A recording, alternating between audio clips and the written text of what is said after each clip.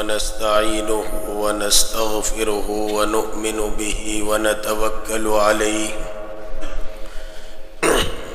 ونعوذ بالله من شرور أنفسنا ومن سيئات أعمالنا من يهده الله فلا مضل له ومن يضلله فلا هادي له ونشهد أن لا إله إلا الله وحده لا شريك له ونشهد أن سيدنا ومولانا محمدًا عبده ورسوله إن الله وملائكته يصلون على النبي يا أيها الذين آمنوا صلوا عليه وسلموا تسليما اللهم صل وسلم وبارك على آل سيدنا محمد وبارك وسلم. قابل احترام بزرگوں اور دوستو، اللہ رب العزت نے ہم انسانوں کو بدن کے اعتبار سے بہت بڑا جو ہے وہ بدن عطا فرمایا، لیکن سمجھنے کے اعتبار سے بہت چھوٹی عقل عطا فرمائی. یہ ہے بہت چھوٹی، لیکن اس کا دار و مدار کہا کہ پورے بدن کے اوپر رکھا ہوا ہے. اس لیے سوال کرتے ہیں کہ عقل بڑی یا بھینس؟ تو آدمی کہتا ہے عقل بڑی، لیکن یہ عقل جب عقل سلیم بنتی ہے تو کہا کہ یہ کارآمد ہو جاتی ہے. اور اگر یہ عقل ملنے کے بعد انسان اپنے رب حقیقی کو نہ پہچانے تو اس کو عقل مند نہیں کہا جاتا. یہ میں نہیں کہتا، میرے اور آپ کے آقا سارے سچوں کے سچے حضرت محمد الرسول اللہ صلی اللہ علیہ وسلم نے ارشاد فرمایا، القیس من دان نفسہ وعمل لما بعد الموت. تم عقل مند اس کو کہتے ہو جس کے پاس مال زیادہ ہو جائے، جو کمائی کے اعتبار سے نقشوں کو زیادہ کر دے اور ایک دکان کے بعد دوسری بنا لے اور دوسری کے بعد تیسری بنا لے اور تیسری کے بعد چوتھی بنا لے. دنیا اس کو عقل مند کہتی ہے، حالانکہ میرے اور آپ کے آقا محمد الرسول اللہ صلی اللہ علیہ وسلم اس کا انکار کرتے ہیں. اور جب سرکار انکار کر دے تو کہا کہ اب دنیا کی کتنی ہی انسانیت یہ کہے کہ یہ عقل مند ہے، وہ عقل مند نہیں ہو سکتا. اس آپ نے تو ایسے شخص کو یوں کہا، الدنیا دار من لا دار لہ والمال من لا مال لہ ولہا یجمع من لا عقل لہ. یہ دنیا اس کا گھر ہے جس کا آخرت میں کوئی گھر نہ ہو. یہ دنیا اس کا مال ہے جس کے لیے آخرت میں کچھ نہ ہو. وَلَهَا يَجْمَعُ مَنْ لَا عَقْلَ لَهُ، اور اس کو جمع وہ کرتا ہے جس کو عقل نہیں ہوتی. تو تضاد پایا گیا. اس وقت انسانیت سمجھتی ہے جس کے پاس روپیہ ہے، جس کے پاس پیسہ ہے اور جس کے پاس حکومت ہے اور جس کے پاس مال و دولت ہے، یہ عقل مند ہے. اور آقا علیہ السلام اس کا انکار کرتے ہیں. اور مسلمانوں یاد رکھو، اگر ہم آقا کی بات کے مقابلے پر دنیا کے کتنے ہی انٹلیکچوئل آدمی کی بات کو مانتے ہیں تو ہمارا نتیجہ اور ہمارا آخری انجام بہت برا ہونے والا ہے. اس لیے جو ہے وہ آقا کی بات کے آگے ہزاروں دنیا قربان ہو جائے. میرے اور آپ کے آقا نے جو ارشاد فرما دیا وہ بالکل سچا اور پکا اور ٹھکا ہے. اس لیے جب قرآن کریم کو شروع فرمایا تو یوں کہا، الف لام میم واللہ اعلم بمرادہ. بڑے بڑے مفسرین یہ ترجمہ کرتے ہیں کہ واللہ اعلم بمرادہ، اللہ تعالیٰ اس کی مراد کو جانتے ہیں، ہم نہیں جانتے. تو کہا کہ شروع کیا تو انسان کو کہا کہ اپنی جہالت کا اقرار کرو کہ مجھے کچھ نہیں آتا، جو کچھ اللہ تعالیٰ نے فرمایا ہے. کہا کہ مجھے کوئی علم نہیں ہے، میں تو جاہل آدمی ہوں۔ اس کے بعد آگے ارشاد فرمایا ذالک الکتاب لا ریب فیہ، یہ ایسی کتاب ہے جس میں شک اور شبے کا نام و نشان نہیں ہے۔ دنیا کے فیصلے بدلتے ہیں، سائنس کے فیصلے بدلتے ہیں، کبھی کہتا ہے انڈے کی زردی کھاؤ سفیدی مت کھاؤ، کبھی سائنس کہتا ہے سفیدی کھاؤ زردی مت کھاؤ، زردی نقصان دیتی ہے، کبھی کہتا ہے کہ زردی فائدہ دیتی ہے۔ ان کے فیصلے بدلتے ہیں، لیکن قرآن نے ایک فیصلہ جو سنا دیا وہ کبھی بدلتا نہیں ہے۔ تو یہ کہا کہ یقین کی کتاب ہے، کہ کہا جو کہا اور جتنا دیا کہا کہ وہ سچا اور پکا ہے۔ اور آقا علیہ السلام کے بارے میں اللہ رب العزت نے وَمَا يَنْطِقُ عَنِ الْهَوَىٰ إِنْ هُوَ إِلَّا وَحْيٌ يُوحَىٰ عَلَّمَهُ شَدِيدُ الْقُوَىٰ، جو کچھ بولتے ہیں اللہ کے حکم سے بولتے ہیں، گفتہ او گفتہ اللہ بوت، گرچہ از حلقوم عبداللہ بوت۔ جو کچھ کہتے ہیں وہ تو اللہ کے حکم سے کہتے ہیں، بس گلا اور حلقوم جو ہے عبداللہ کا ہوتا ہے، ورنہ باتیں اللہ کی ہوتی ہیں۔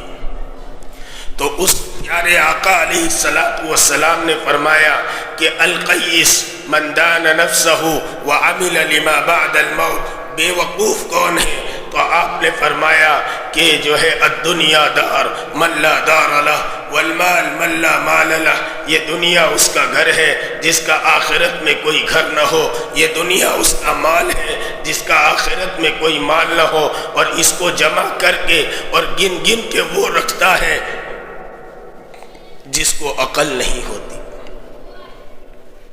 اور اس کے بعد آقا علیہ السلام نے یہ عقل مند کون ہے؟ تو کہا کہ القیس من دان نفسہ وعمل لما بعد الموت، کہا کہ جو موت کے بعد کی ہمیشہ کی زندگی ہے اس زندگی کی تیاری کرے۔ اس لیے اللہ نے جو یہ عقل ہمیں دی ہے اس عقل کو ہم عقل سلیم بنائے۔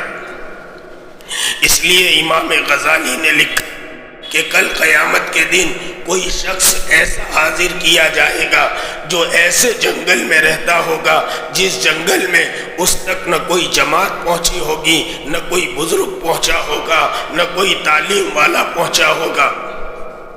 3 محنتیں ہمارے اوپر ذمہ داری کے طور پر ڈالی گئی ہیں۔ دعوت کی عظیم محنت اس امت کی مقصد حیات ہے۔ تزکیہ جس کو خانقاہ کی محنت کہتے ہیں، جس سے اپنے دلوں کی اصلاح کی جاتی ہے، جس سے اخلاق کی درستی کی جاتی ہے، یہ بھی ہمارے ذمے ہے۔ اور تیسری مدارس کی محنت کہ دنیا کے اندر جو ہے وہ علم عام ہو جائے اور علم دنیا میں پھیلے خیر۔ تو کہا کہ کوئی نہیں پہنچا اور اس کو کل قیامت کے دن اللہ کے سامنے لایا جائے گا، اس سے بھی اللہ رب العزت پوچھیں گے کہ تو نے میری مان کر زندگی کیوں نہیں گزاری؟ چلو کوئی بات نہیں، میری مان کر زندگی نہیں گزاری، لیکن مجھے مان کر کیوں نہیں گزاری؟ وہ کہے گا میرے پاس تو کوئی نہیں آیا تھا، مجھے تو پتہ ہی نہیں تھا کہ کون اللہ ہے کیا ہے۔ تو اللہ کہیں گے یہ زمین آسمان کا نظام دیکھ کر تو اپنے رب کو نہیں پہچانتا تھا کیا؟ سورج نے کبھی نکلنے میں 1 منٹ دیری کی، چاند نے کبھی ڈوبنے میں 1 منٹ کی دیری کی، سورج نے کبھی غروب ہونے میں 1 منٹ کی دیری کی۔ آپ نے گیہوں ڈالا ہو اور باجرہ نکل گیا ہو، ایسا کبھی ہوا کیا؟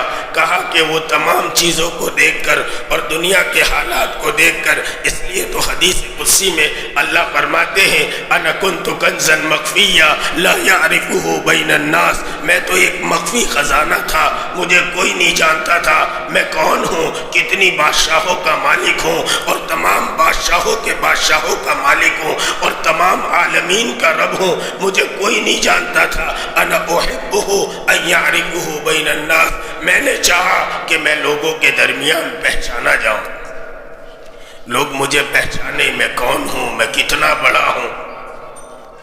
افسوس صد افسوس، ہم سب کو پہچانے، ہم سی ایم کو پہچانے، ہم ڈی ایم کو پہچانتے ہیں، ہم کارپوریشن والے کو پہچانتے ہیں، ہم اپنے پی ایم کو پہچانتے ہیں۔ افسوس صد افسوس ہے اگر ہم پہچانتے نہیں ہیں تو اس رب کریم کو نہیں پہچانتے جس رب کریم نے ہم پر کرم کیا، اتنا کرم کیا کہ یوں کہا امت مظلمت ورب غفور، امت تو گنہگار ہے لیکن رب بڑا بخشنے والا ہے۔ ارے اپنی عرش کی تختی کے آگے تختی لگائی اور عرش کے اوپر تختی لگا کر اس پر لکھا ان رحمتی سبقت من غضبی، میری رحمت میرے غصے پر سبقت کرتی۔ اگر میری رحمت سبقت نہ کرے تو انسانوں تم پر بارش کہ آگ کے گولے برسا دے، کیونکہ میرے اور آپ کے اعمال ایسے ہیں۔ خیر تو اللہ رب العزت جو ہے اس اللہ کو نہیں پہچانا کہ کہا کہ جس نے جو ہے وہ تمہیں بنایا، اتنے بڑے رب کریم کو اگر نہیں پہچانا تو تیری زندگی کس کام کی؟ ارے نظام کو دیکھتا، چاند کے نظام کو دیکھتا، ہوا و خلا و بحر کے نظام کو دیکھ کر ایک اللہ رب العزت کو ہم پہچانتے تو کہا کہ اس سے پوچھا جائے گا تیرے پاس اگرچہ کوئی نہیں آیا تھا لیکن کہا کہ یہ سارا نظام جو ہم نے چلایا وہ نظام دیکھ کر جو ہے وہ تو ہمیں پہچان لیتا کہ اس نظام کو بنانے والا کوئی ایک خالق اور مالک ہے، وہ خالق اور مالک یہ ساری دنیا کے نظام کو چلا رہا ہے، اس رب کریم کو تو پہچان۔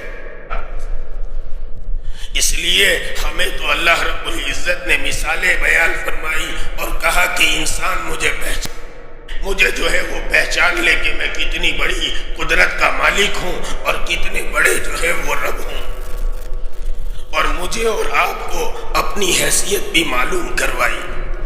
اس لیے کہا حل اتا علی الانسان حین من الدہر لم یکن شکورا، اے انسان آج تو تیوڑی چڑھاتا ہے، آج تو تکبر کے ساتھ چلتا ہے، آج تو بازار میں سینہ کھول کر چلتا ہے، آج تو سانس پھلا کر چلتا ہے، آج تو رب کریم کی زمین پر تکبر کر کے چلتا ہے، آج تو گناہوں کے ساتھ چلتا ہے۔ ایک زمانہ تجھ پر ایسا تھا، ایک زمانہ تجھ پر ایسا گزرا ہے کہ تو قابل ذکر بھی نہیں تھا۔ ارے دیکھنے کی بات تو کیا، تجھے کوئی پہچان تھا، اس لیے تجھے اپنی پہچان بھائی تو رب کریم نے کتنا اچھا اسلوب استعمال فرمایا، یوں کہا کہ ایک زمانہ تو تجھ پر وہ تھا، حل اتا علی الانسان حین من الدہر، ایسا زمانہ تھا کہ تجھے کوئی جانتا پہچانتا نہیں تھا، تیرے باپ تک کو پتا نہیں تھا کہ خان نام کا کوئی آنے والا ہے، تیرے باپ کو معلوم نہیں تھا، تیری ماں کو معلوم نہیں تھا کہ اندر میں کیا پل رہا ہے۔ پھر کیا کیا؟ انا خلقناہ من نطفہ، مجھے پتا تھا تو دنیا میں جا کر بہت تیوری چڑھائے گا، بڑی تکبر کی باتیں کرے گا، بڑی بڑی باتیں کرے گا، میں یوں ہوں، میں یوں ہوں، میں فلاں ہوں، میں فلاں ہوں۔ میں نے کہا ارے انسان تو کیا ہے، ایک گندا ناپاک منی کا قطرہ، اس کے علاوہ کیا حیثیت ہو سکتی، ہماری اور آپ کی کیا حیثیت ہو سکتی ہے؟ ساری کائنات کا جس کو امام بنا کر بھیجا تھا اس کے صفات یہ بتائے، متواضع الاخدان، آپ بڑے تواضع کے ساتھ رہتے تھے، جو آتا وہ یہ سمجھتا تھا کہ میرے اور آپ کے آقا محمد رسول اللہ صلی اللہ علیہ وسلم کہا کہ مجھی سے سب سے زیادہ محبت کرتے ہیں، آپ اتنے تواضع کے ساتھ رہتے تھے، بچہ تو آپ کا ہاتھ پکڑ لیتا اور کہا کہ وہ انسان ہمیں معلوم تھا تو بڑا تکبر کرے گا تو ہم نے تجھے پیدا بھی کیا تو ایک گندے ناپاک منی کے قطرے سے، ایسے پانی سے ہم نے پیدا کیا، اگر کپڑے پر لگ جائے تو کپڑا ناپاک ہو جائے، ایسے پانی سے پیدا کیا کہ اگر وہ اپنی جگہ سے نکل جائے تو غسل فرض ہو جائے، ایسے گندے ناپاک منی کے قطرے سے کہا کہ تجھے پیدا کیا تاکہ تجھے اپنی حیثیت معلوم ہو، تو بڑا ہو کر اپنی تیوری نہ چڑھائے، تکبر نہ کرے، بلکہ تجھے اپنی حیثیت معلوم ہو کہ میں تو کچھ بھی نہیں ہوں۔ انا خلقناہ من نطفۃ امشاج نبتلیہ فجعلناہ سمیعا بصیرا، اور کہا کہ اگر تکبر کر سکتا ہے تو میں تکبر کر سکتا ہوں۔ الکبریاء ردائی، تکبر تو میری چادر ہے، سب سے بڑا میں ہوں کہ میں نے اسی ایک نطفے پر ایسی تجلی ڈالی اور ایسا اس نطفے کے اوپر جو ہے وہ تجلی ڈال کر میں نے چلایا کہ پھر جو ہے تجھے سنتا اور دیکھتا بنا دیا۔ اس ایک آنکھ کے اندر کئی ہزار کروڑ بلف لگا دیے، اور اس ایک کان کے اندر کہا کہ کئی ساؤنڈ سسٹم لگا دیے، ایک زبان کے اندر کئی ذائقے کے سسٹم لگا دیے۔ یہ سب کر کے جو ہے وہ میں نے اپنی بڑائی کو ظاہر کیا، لیکن انسان بھول جاتا ہے۔ ارے نادانو، انسان چلتا ہے، زمین کو دیکھتا ہے تو لوگوں کو افسوس صد افسوس، زمین کے نظام کو دیکھ کر اس نے اللہ کو نہیں پہچانا، آسمان کے نظام کو دیکھ کر اس نے اللہ کو نہیں پہچانا۔ میرے والد میرے کرتے تھے، ادھر دیکھا ادھر دیکھا، اسے دیکھا نہ دیکھا یار کو، اغیار میں دیکھا تو کیا دیکھا۔ ساری دنیا کو دیکھتا رہا انسان، اس سے یہ ہوتا ہے، اس سے یہ ہوتا ہے، مال سے مال آتا ہے، اس سے یوں ہوتا ہے، اس سے یوں ہوتا ہے، لیکن اپنے رب کو نہیں پہچانا۔ اس نے اللہ کو نہیں دیکھا تو کیا دیکھا۔ اس لیے عزیز دوستوں اور بزرگوں، یہ عقل سلیم اس وقت کہلائے گی جب اپنے رب کریم کو پہچان لے۔ اس لیے اللہ رب العزت کبھی انسان کو کہتے ہیں، یا ایھا الانسان ما غرک بربک الکریم، اے انسان تجھے تیرے رب کریم سے کس چیز نے روکا ہے؟ کیا چیز مانے بنتی ہے تجھے اپنے رب کریم کے پاس آنے میں؟ اپنے رب کو پہچانو، اپنے رب کے فیصلوں پر راضی ہو جاؤ۔ رضا بالقضاء جس کو کہتے ہیں کہ آدمی اللہ کے ہر فیصلے پر راضی ہو، اس اللہ نے اعلان کیا ہے، من لم یرضى علی قضائی ولم یرضى علی بلائی فلیکن ربا سوائی۔ جو میرے فیصلوں پر راضی نہیں رہتا، میری مصیبتوں کا استقبال نہیں کرتا، اس کو چاہیے کہ میرے علاوہ کسی اور کو رب بنا لے۔ ہم کہاں جائیں گے؟ اس رب کو چھوڑ کر کہاں جائیں گے؟ اس رب کی زمین ہے، اسی رب کا آسمان ہے۔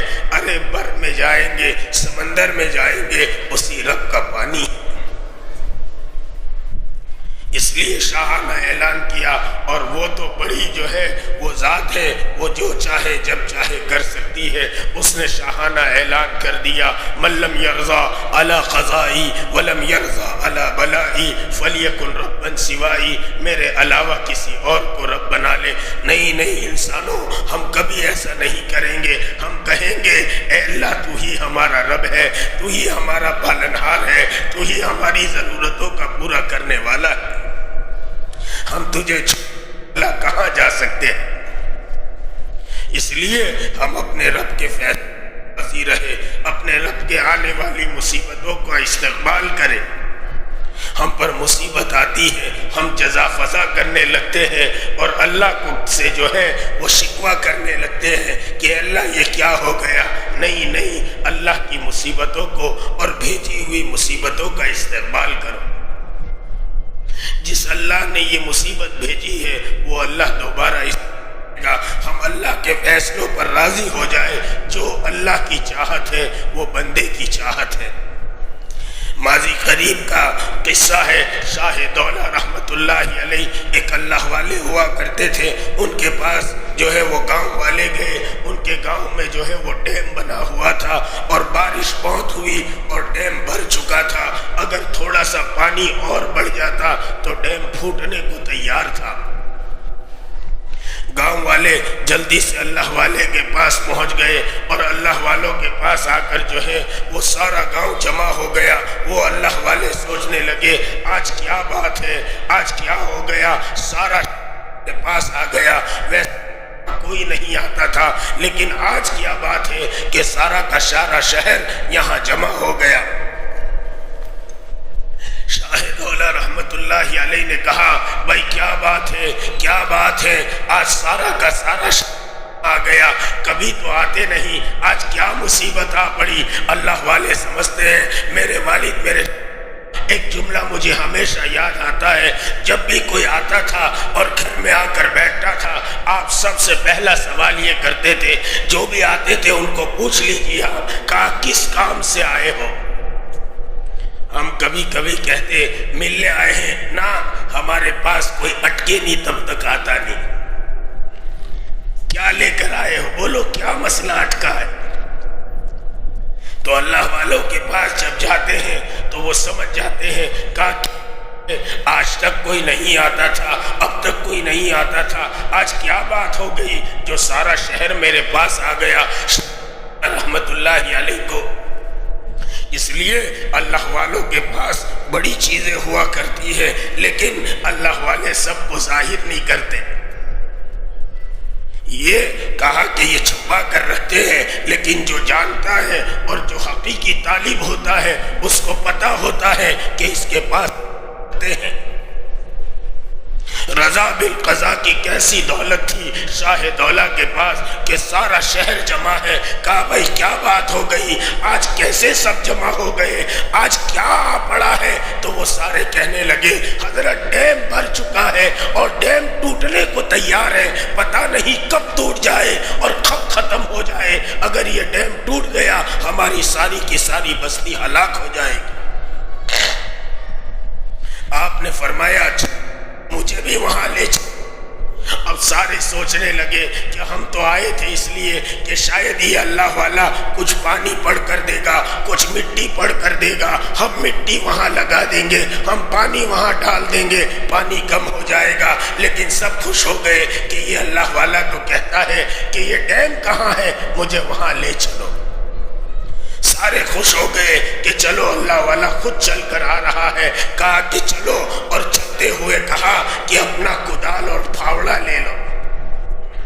سب سمجھنے لگے کہ ہو سکتا ہے وہاں جا کر آپ کسی جگہ کدال ماریں گے، کسی جگہ پھاوڑا ماریں گے، جس کی وجہ سے وہ پانی جو ہے وہ کہیں اور بہہ جائے گا۔ یہ تصور کے ساتھ چلنے لگے۔ وہ ڈیم کے قریب پہنچے اور جس سوراخ کا خطرہ تھا اسی سوراخ کو مارنے لگے اور پھوڑنے لگے تو لوگوں کی ہچکیاں بن گئی، لوگ رونے لگے، پریشان ہو گئے، کہنے لگے اللہ والو یہ کیا؟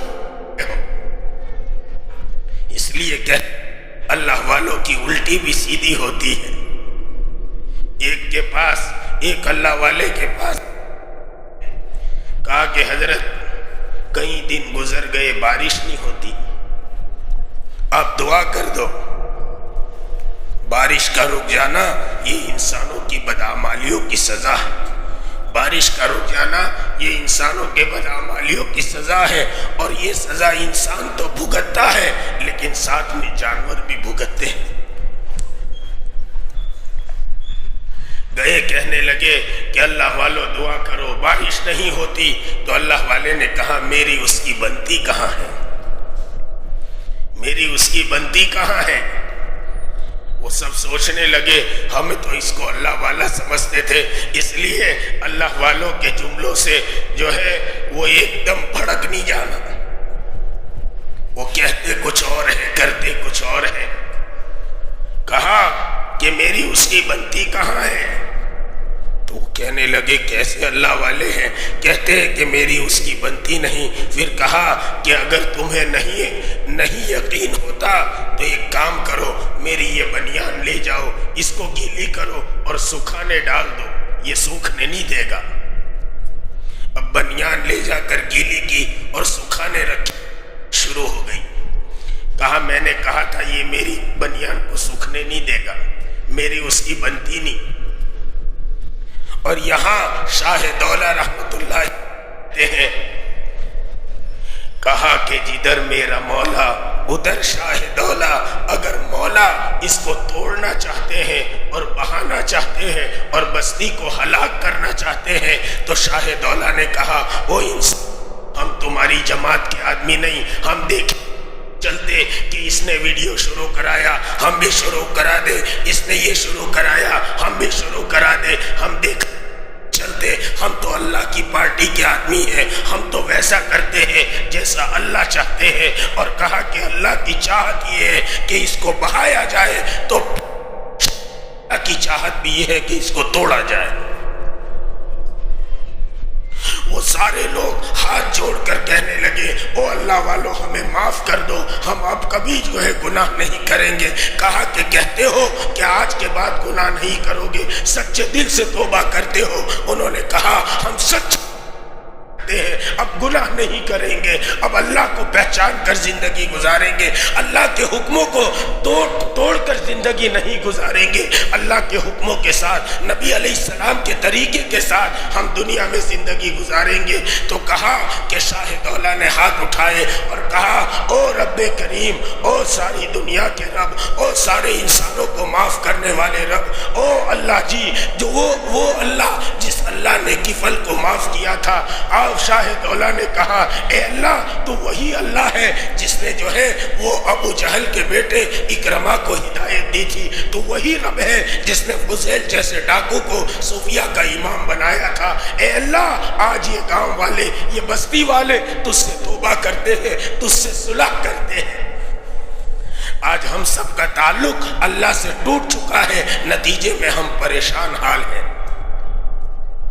جب اللہ سے تعلق جڑ جاتا ہے اور اللہ سے صلح ہو جاتی ہے، انسانوں ہم اللہ سے صلح کر لیں، ہم اللہ سے دشمنی کر کے کیا کریں گے؟ ارے اللہ کے مقابلے میں تو بہت بڑی فوج آئی تھی اور بہت بڑی طاقت کی مالک تھی اور یوں کہتی تھی منا اشد قوہ، ہم سے مضبوط کوئی ہو سکتا ہے؟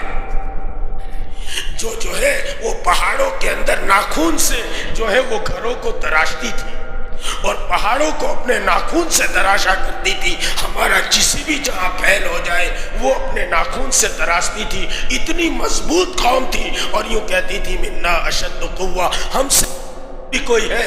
تو کہا کہ اللہ رب العزت نے ایک ہوا کی مخلوق کو ان کے خلاف کیا اور تہہ تیگ کر دیا۔ اللہ کے سامنے میں اور میری طاقت تو کیا، ساری دنیا اور ساری دنیا کی طاقت ایک لنگڑے مچھر کے پر کی حیثیت نہیں رکھتی۔ وہ ایک لنگڑے مچھر کو اگر خلاف کر دے تو ساری دنیا کو ختم کر دے، وہ تو ایسی ذات ہے۔ پھر ہم اس سے مقابلہ کیوں کرتے ہیں؟ عزیز دوستوں اور بزرگوں، کبھی ہم اس سے مقابلہ کرتے ہیں سود کھا کر، کبھی ہم اس سے مقابلہ کرتے ہیں حرام کھا کر، کبھی ہم ان سے مقابلہ کرتے ہیں حرام پی کر۔ یہ مقابلے ہیں اللہ سے نہیں۔ بندو یہ ہمارے لیے زیبا نہیں دیتا کہ ہم اسی رب کے ساتھ بے وفائی کرے جس رب نے ہمارے ساتھ وفا کی ہے۔ اتنی وفا کی ہے کہ ہمارے اتنے گناہوں کے باوجود ہمارا کھانا بند نہیں کیا، ہمارا پانی بند نہیں کیا۔ بہت زیادہ شرارت کرے بچہ تو ماں کھانا بند کر دیتی، گھر سے دیتا ہے۔ لیکن عزیز دوستوں اور بزرگوں، اتنے گناہوں کے بعد آج سیف اللہ خان آپ کے سامنے بیٹھا ہے، زمین اس کو لے کر چلتی ہے اور آج کے اوپر رحمتیں برساتا ہے۔ اتنا گناہ گار اور اتنا پاپی بننے کے بعد ساری دنیا کے پاپ سے زیادہ پاپ کرنے والا شخص آپ کے سامنے عزت کے ساتھ بیٹھا ہے۔ یہ کیا میرے رب کریم کے کرم سے بڑھ کر کیا مثال ہو سکتی ہے؟ اس سے بڑھ کر کریمی کی کیا مثال ہو سکتی ہے کہ میں تو سیکنڈوں سیکنڈ ہزاروں گناہ کرتا چلا جاؤں اور وہ سیکنڈوں سیکنڈ اپنی رحمتیں اور نعمتیں ہم پر برساتا چلا جائے۔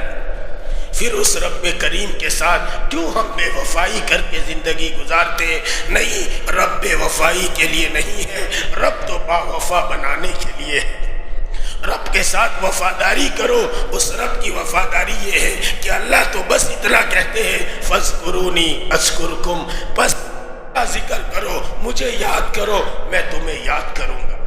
تم یاد کرو گے دنیا کے اندر، دل کے اندر، تو کہا کہا کہ میں فرشتوں کے مجمع میں تمہیں یاد کروں گا۔ اس لیے عزیز دوستوں اور بزرگوں، ہم غور کریں، فکر کریں کہ یہ کائنات کا نظام جب اس رب نے ہمارے لیے چلایا ہے اور ہمارے لیے ہی چلا رہے ہیں تو ہمیں کیوں پیدا کیا ہے؟ کیا جوا کے، شراب پینے کے لیے، بال بیٹ کے لیے، موبائل بیچنے کے لیے یا دنیا کمانے کے لیے اس لیے پیدا کیا ہے؟ کہا نہیں، اللہ تعالیٰ نے ارشاد فرمایا ہے وَمَا خَلَقْتُ الْجِنَّ وَالْإِنسَ إِلَّا لِيَعْبُدُونَ۔ ہم نے انسانوں اور جناتوں کو اپنی عبادت کے لیے پیدا کیا۔ کیا معنی لیعبدون کے؟ جلال الدین محلی رحمت اللہ علیہ نے اپنی تفسیر میں لکھا ہے اے لیعرفون، اللہ تعالیٰ کو تمام صفات کے لے آدمی اللہ کا عارف بن جائے، اس لیے اللہ کی معرفت حاصل کرو، اللہ بناؤ اور اللہ سے تقرب اللہ کرو، اور تقرب اللہ کے لیے سب سے بہترین ذریعہ جو ہے وہ تہجد میں کلام پاک کو پڑھنا ہے۔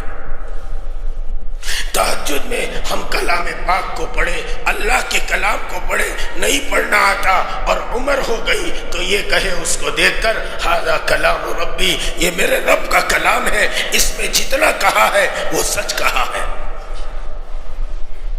اگر عمر اتنی نہیں تو کسی جاننے والے کے پاس بیٹھ کر سیکھ لے اور کلام پاک کو پڑھے۔ افسوس ہوتا ہے، ارے نوجوان تو نوجوان، بوڑھے تو بوڑھے، نوجوانوں پر بھی اور نوجوان تو نوجوان، کبھی بوڑھوں پر بھی بڑا جو ہے وہ افسوس ہوتا ہے، اتنی عمر گزر گئی، لیکن کہا کہ اس نے سب کو سب سنایا لیکن کلام پاک کبھی نہیں سنایا۔ کبھی فرصت رمضان کے عید کے چاند کے دیکھنے کے بعد اس کلام پاک کو بند کیا جاتا ہے اور تاقچے میں رکھ دیا جاتا ہے، اور اس کے بعد کہا کہ دوسرے رمضان کے چاند پر کھولا جاتا ہے۔ یہ رب کے کلام کے ساتھ بے وفائی نہیں تو اور کیا ہے؟ اور کیا ہے؟ اس لیے ہمارے سلسلے چشت کے اندر اس کی تعلیم دی جاتی ہے، وظائف میں بتایا جاتا ہے کہ روزانہ ایک پارہ کلام پاک پڑھے، نہیں تو آدھا، نہیں تو کم سے کم پاؤ پارہ پڑھے۔ میرے شیخ، میرے والد اور ان کے جو ہے قمر الزمان صاحب الہ آبادی، وہ یوں فرماتے، ایک دن مجھے کہنے لگے ارے مولوی لوگوں سے جا کر یہ کہو کہ کم سے کم کلام پاک کو اٹھائے اور کھول کر بند کر دے، اتنا تو کرے۔ اتنا بھی کرنے کو تیار نہیں۔ اس کے سامنے دنیا کے فوائد اتنے آئے ہیں، خیر اب جو ہے وہ وقت بھی ساتھ نہیں دیتا، گلا بھی ساتھ نہیں دیتا۔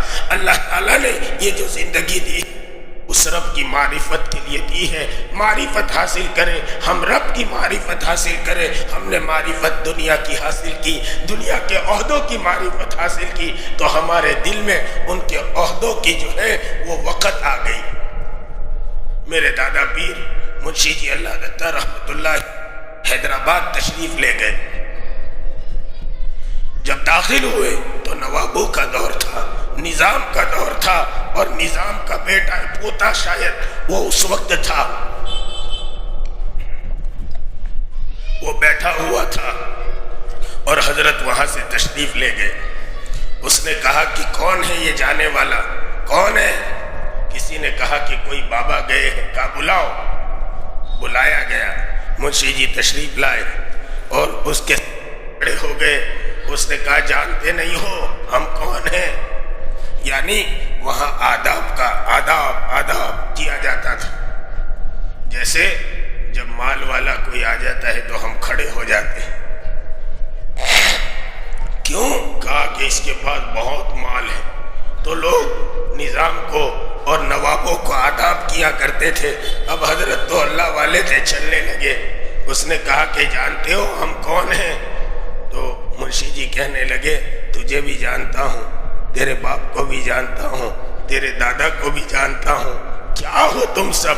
ایک گندے ناپاک منی کے قطرے، اس کے علاوہ کیا حیثیت رکھتے ہو؟ اس لیے منشی جی تو علل اعلان بیان میں کہتے تھے، عام بیان میں کہتے تھے، یوں کہتے تھے مردوں کی شادی میں جاؤ لیکن تالی بجانے والوں کی بارات میں بھی مت جاؤ۔ تو کسی نے کہا حضرت تالی بجانے والوں کی بارات کہاں ہوتی ہے؟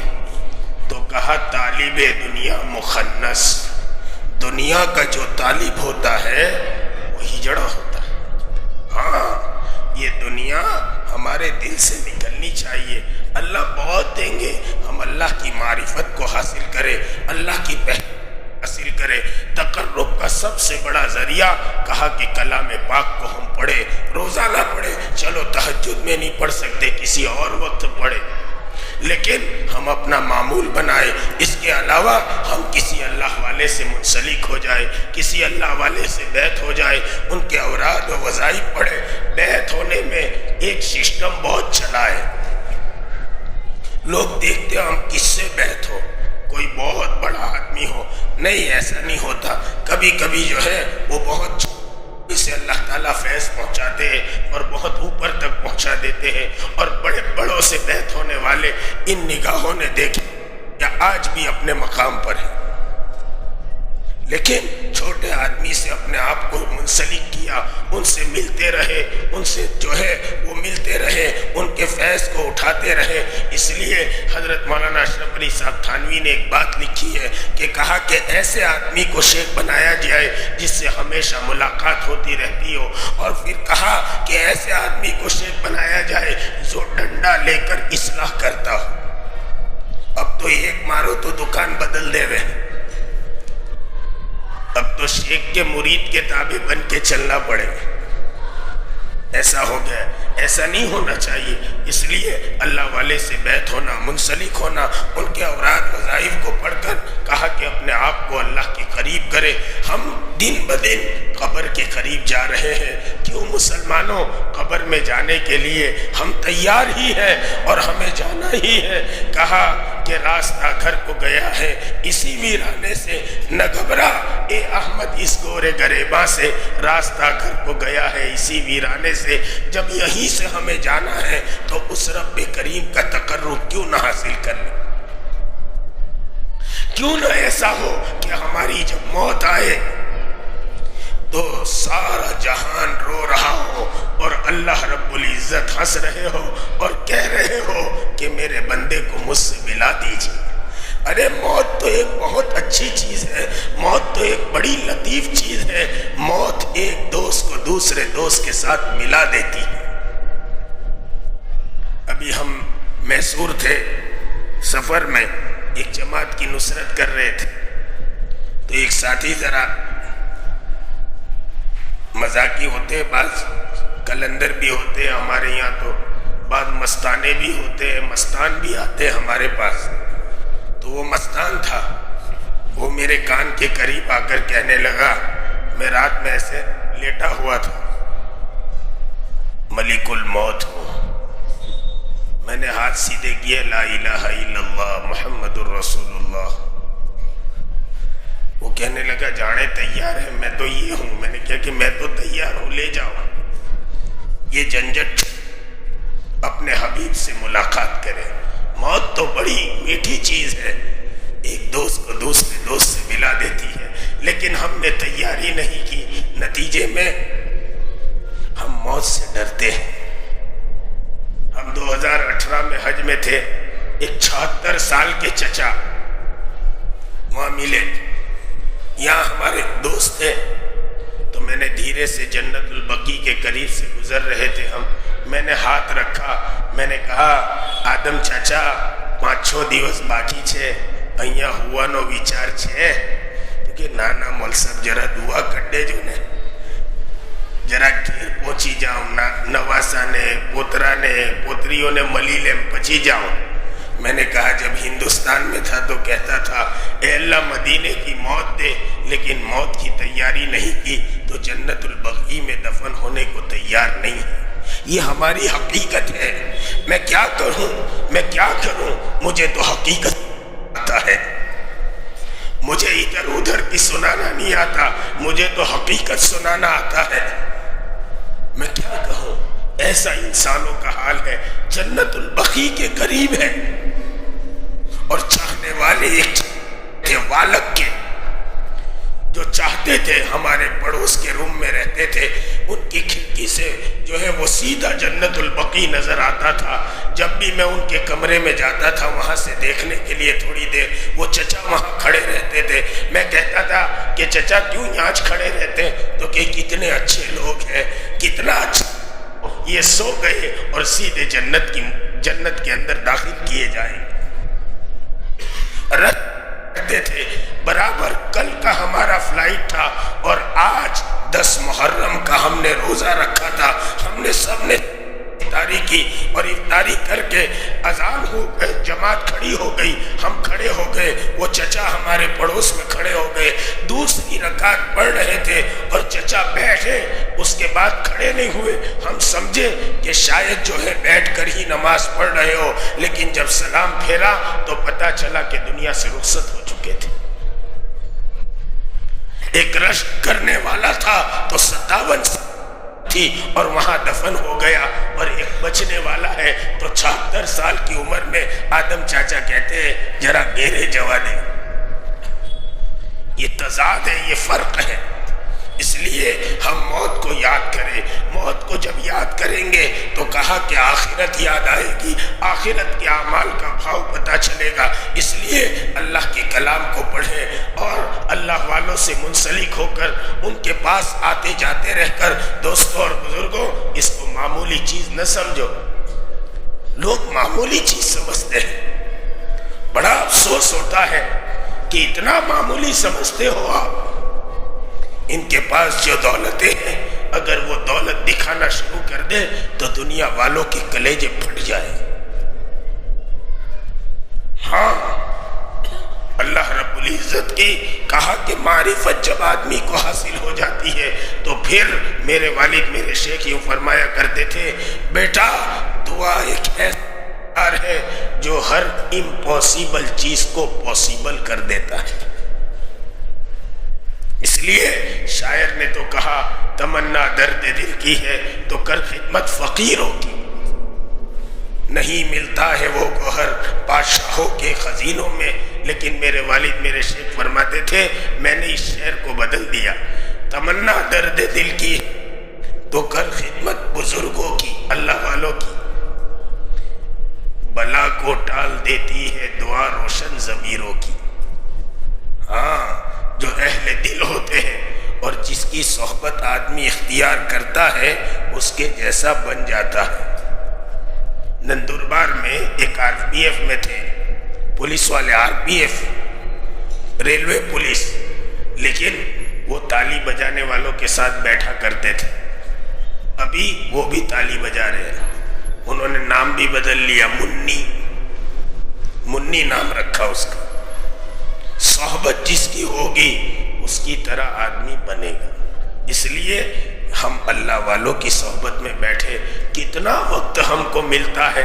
کبھی کبھی ہم سوچتے ہیں تو پریشان ہو جاتے، ایک آدمی کتنا کاروبار کرتا ہے، 8 گھنٹے 10 گھنٹے پکڑ لو، اگر 10 گھنٹے کاروبار کرتا ہے اس کے بعد 14 گھنٹے بچ جاتے ہیں۔ چلو مان لیا کہ وہ آدمی ایسا ہے کہ پیٹ بھر کھاتا ہے پیٹ بھر، سوتا ہے سال لپیٹ، پھر بھی کتنا 8 گھنٹے سوئے گا، 18 گھنٹے ہوئے، 6 گھنٹے پھر بھی بچ گئے، 2 گھنٹے استنجا وضو دوسری ضرورت میں، 20 گھنٹے، پھر بھی 4 گھنٹے بچ جائیں گے۔ یہ 4 گھنٹے اگر اللہ والوں کے پاس نہیں گزارے، دعوت کی محنت میں نہیں گزارے، اور جو ہے وہ علم کے دنیا میں پھیلانے کے لیے نہیں گزارے، تو پھر کہا کہ یہ وبال میں لگیں گے، یا تو گناہوں کے کام میں لگیں گے یا گناہوں کے اڈوں پر لگیں گے۔ اور یاد رکھو، اتقوا موازی التہم، تہمتوں کی جگہ سے بھی بچو۔ بازار میں ہم جاتے ہیں، ضرورت کے مطابق جائے، ورنہ اللہ کے نبی محمد صلی اللہ علیہ وسلم نے ارشاد فرمایا کہ سب سے بری اگر کوئی جگہ ہے تو وہ بازار ہے۔ اب ہم سوچیں، ہم تعلیمات رسول کو سوچیں، اور ہماری ذات کو سوچے کہ ہم اللہ کے نبی کی تعلیم سے کتنا میل کھاتے ہیں، اس میں تو ہمیں غم نہیں ہوتا۔ ایک جملہ کہوں گا، شاید آپ کو بڑا بوجھ پڑے گا دل پر، لیکن سچی اور پکی بات کہوں گا کہ یہ سب ہم دیکھتے ہیں حضور کے خلاف کر کے تو ہم کچھ نہیں سوچتے، لیکن اگر کوئی حضور کے خلاف کچھ بول دے تو ہم سڑکوں پر اتر جاتے ہیں۔ ہم خود ایسا کرتے ہیں تو کیا ہم اپنے نفس کو کبھی سزا دیتے؟ سزا اس کو دو کہ تو نے حضور کی سنت کو کیوں چھوڑا۔ سنتوں کو ہم کیا سمجھتے ہیں؟ حضور کی ایک ایک سنت ساتوں آسمان اور زمین سے زیادہ قیمتی، اس لیے کہا حضور پاک علیہ السلام نے، میں چاہتا ہوں کہ مجھ پر میری امت سب سے زیادہ درود بھیجے،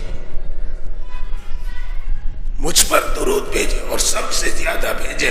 اللہ کے نبی کا بڑا حق ہے، اگر ساری زندگی ایک آدمی کونے میں بیٹھ کر حضور پر صلاۃ و سلام اور درود پیش کرتا رہا اور مر گیا، تب بھی اس نے حضور کی حق ادا نہیں کیا۔ اس لیے دوستوں اور بزرگوں، یہ ارشاد تھی، ہم اپنے اعمال کو بنائے، اللہ والوں کے پاس آنا جانا رکھیں، کی صحبت اٹھائے، مجلسوں میں بیٹھے، دین کی باتیں سنیں۔ ہم دنیا کی باتیں سنتے رہتے ہیں لیکن وقت کیسے نکلتا ہے پتہ نہیں چلتا۔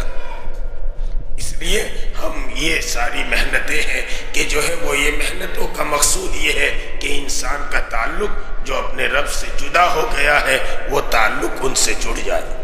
اس کے لیے اب سے تھوڑی دیر کے لیے ہم اللہ کا ذکر بھی کریں گے، اور جو ہے وہ 100 مرتبہ لا الہ الا اللہ کا ذکر ہوگا، ایک تسبیح، اور اس کے بعد 100 مرتبہ الا اللہ اور 100 مرتبہ اللہ اللہ۔ ہر ایک آدمی قبلہ رخ بیٹھ کر جو ہے وہ تسبیح پڑھے، اتنا زور سے پڑھے کہ پڑوس والا اگر کوئی آدمی آتا ہے تو اس کو پتہ چلے کہ کیا ذکر ہو رہا ہے۔ بہت زور زور سے بھی نہیں، ہاں آواز نکل جاتی ہے تو کوئی حرج کی بات نہیں ہے۔ قبلہ رخ بیٹھ کر ہر آدمی یہ تصور کرے کہ ہم جو ہے وہ اللہ کی رحمتیں اتر رہی ہے اور دلوں میں سما رہی ہے، اور ہم جو ہے اللہ کا ذکر کر رہے ہیں، اور اللہ ہی کی ذات کو راضی کرنا مقصود ہو، اور اس کے بعد دعا ہو جائے گی۔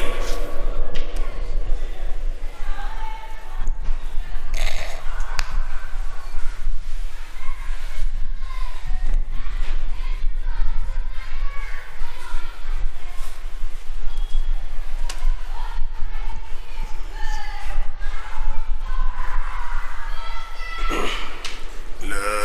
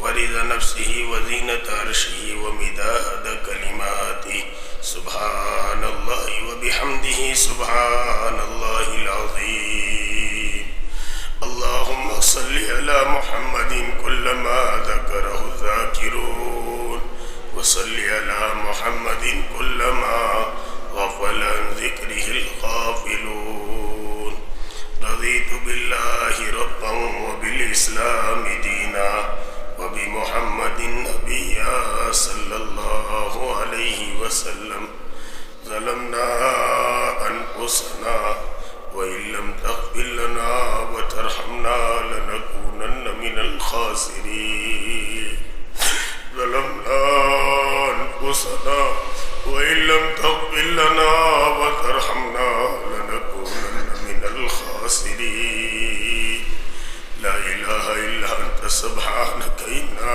كنا من الظالمين لا إله إلا أنت سبحانك إني كنت من الظالمين يا أرحم الراحمين يا أرحم الراحمين يا أرحم الراحمين مالک دنیا میں بڑوں کی تعریف کا مطلب ہی صورت سوال ہوتا ہے. فقیر اور منگتے اور بھکاریوں کی عادت ہوتی ہے بڑے لوگوں کی تعریف کرتے ہیں. کنجوس مارواڑی بھی انہیں کچھ نہ کچھ دے دیتا ہے. ہم نے بھی اپنے چھوٹے زبانوں سے آپ کی حمد کی, آپ کے نبی پر درود پڑھا, اپنے گناہوں کی معافی مانگی, بھیک مانگنے کے لیے کہ مالک امت کی کشتی بھور میں آ چکی ہے اور باطل اس کو ڈبونے کے لیے تیار ہو چکا ہے. ساتواں آسمان اور زمین میں ہمارا کوئی پرسان حال نہیں ہے, ہمارا کوئی معاون نہیں ہے, ہمارا کوئی مددگار نہیں ہے. اے کریم آقا, اگر آپ اس امت کو غیروں کے حوالے کر دیتے ہیں تو پھر یہ ہوگا زمین آسمان دونوں دشمن ہوئے, اب زمانے میں کوئی ہمارا نہیں. آپ بھی اگر ہمیں ٹھکرائیں گے ہم مصیبت کے مارے کدھر جائیں. اے کریم آقا, اپنی غیبی تائیدوں کو امت کے ساتھ کر دی. اپنی غیبی نصرتوں کو امت کے ساتھ کر دے، امت کو پھر سے پنپانے کا اور چمکانے کا فیصلہ فرما دے۔ حضور اس امت کے لیے بہت رویا کرتے تھے، آپ آیتیں اتارا کرتے تھے، آپ تسلی دیا کرتے تھے۔ حضور بھی اور اس امت کے غم میں رونے والے ایک ایک کر کے اس دنیا سے چلے گئے۔ یہ امت تو یتیم در یتیم ہو چکی ہے، اس کو دنیا میں گاجر اور مولی کی طرح کاٹا جا رہا ہے، اس کے مکانوں کو دکانوں کو بے در ایک آگ لگائی جا رہی ہے، اس کی جان کے ساتھ خون کی ہولی کھیلی جا رہی ہے۔ آئے دن ایسا ہوتا رہتا ہے، آپ کی کبھی نہ سونے والی آنکھوں نے سب کچھ دیکھا ہے۔ ایک کریم آقا ایک زمانہ ذلت کے دن دیکھتے دیکھتے گزر گیا، اب اس امت کو عزت کے دن دکھا دیجئے، اس کے نفاق کو ایمان سے بدل دیجئے، اس کی خود غرضی کو خیرخواہی سے بدل دیجئے، اس کے ریا کو اخلاص سے مبدل فرما دیجئے، اس کے جان اور مال کو نفسیات پر لگنے کے بجائے تیری مرضیات پر لگا دینے والا بنا دیجئے۔ پوری امت میں نفرت لایانی بھی پیدا فرما دیجئے، باطل کی تمام طاقتوں کو اپنی قدرت سے سرنگو فرما، ان میں انتشار ڈال دے، ان میں پھوٹ ڈال دے، ان میں عداوت ڈال دے، ان میں بزدلی ڈال دے، ان کی جمعیت اور جتھوں کو توڑ دے۔ جن کے مقدر میں آپ نے ہدایت لکھی ہے، جلدی ہدایت دے کر ان کے ذریعے سے اسلام کو پروان چڑھا دیجئے۔ جن کے مقدر میں آپ نے ہدایت نہیں لکھی، تو ایسے بدترین انسانوں کو ہلاکت کے گھاٹ اتار کر عام انسانوں کے لیے ہدایت کے راستوں کو کشادہ فرما دیجئے۔ ملک ہندوستان کا تو بچہ بچہ ہدایت پر آئے، ایسی راہ عافیت کے ساتھ کشادہ فرما، خصوصاً اس محلے کو قبول فرما، خصوصاً اس محلے کو قبول فرما۔ اے کریم آقا یہ سارا ایمان والوں کا علاقہ ہے، اے کریم آقا یہ سب مسلمانوں کا علاقہ ہے، آپ کے ماننے والوں کا علاقہ ہے، لیکن کریم آقا غفلت کے پردے پڑے ہوئے ہیں۔ اے کریم آقا پوری بستی کو ہدایت دے دینے کا فیصلہ فرما، ایک ایک مرد کو، ایک ایک عورت کو، ایک ایک جوان کو، ایک ایک بچے کو، ایک ایک عورت کو، سب کو، ایک ایک بوڑھے بوڑھی کو، سب کو ہدایت دے دینے کا فیصلہ فرما دیجیے۔ اے کریم آقا آپ سب کو ہدایت دے دیں گے، آپ کا کچھ نہیں بگڑے گا۔ امت خضرا میں حضور بہت خوش ہو جائیں گے، حضور کا دل باغ باغ ہو جائے گا۔ اے کریم آقا اپنی ضعیف مخلوق پر رحم فرما کر حضور کے قلب کو ٹھنڈک پہنچا دیجئے۔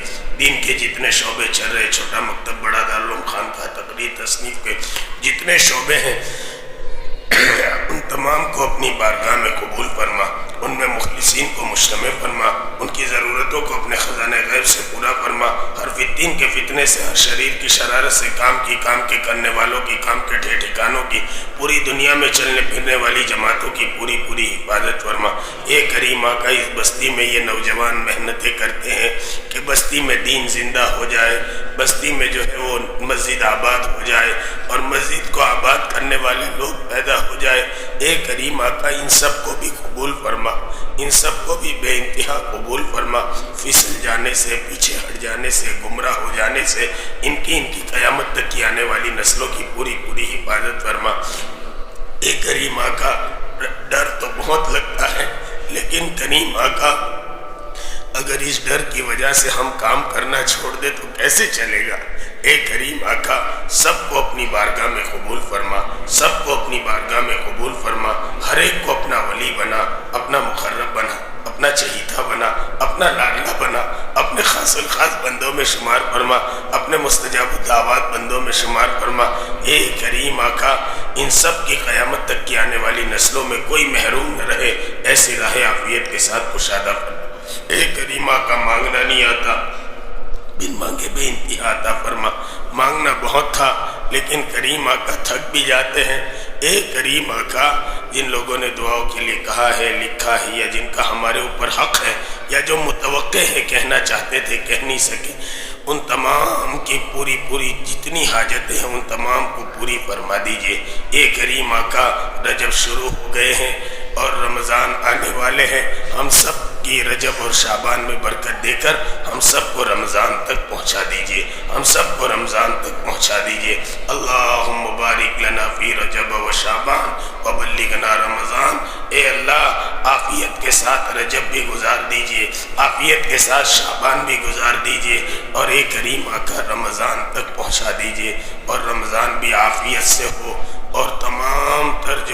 تیرے احکامات کے ساتھ ہو، ایسی راہ عافیت کے ساتھ کشادہ فرما۔ اے کریم آقا، مانگنا نہیں آتا، بن مانگے بے انتہا عطا فرما، خوش ہو کر عطا فرما، چاہت کر عطا فرما۔ ہم نے اپنی حیثیت کے مطابق مانگا ہے، آپ اپنی شان کے مطابق دے دینے کا فیصلہ فرما دیجئے۔ ہماری دعا کو محض اپنے فضل کرم رسول پاک صلی اللہ علیہ وسلم کے صدقے میں اور چاروں سلسلے کے لاکھوں اولیاء کے وسیلے کی برکت سے اپنی بارگاہ میں اپنے کرم سے، اپنے فضل سے، اپنی عطا سے قبول اور منظور فرما۔ ان اللہ و ملائکتہ یصلون علی النبی یا ایھا الذین آمنوا صلوا علیہ وسلموا تسلیما۔ اللہم صل وسلم وبارک علی آل سیدنا مولانا محمد وبارک وسلم۔ سبحان ربک رب العزت عما یصفون وسلام علی المرسلین والحمد للہ رب العالمین برحمتک یا ارحم الراحمین۔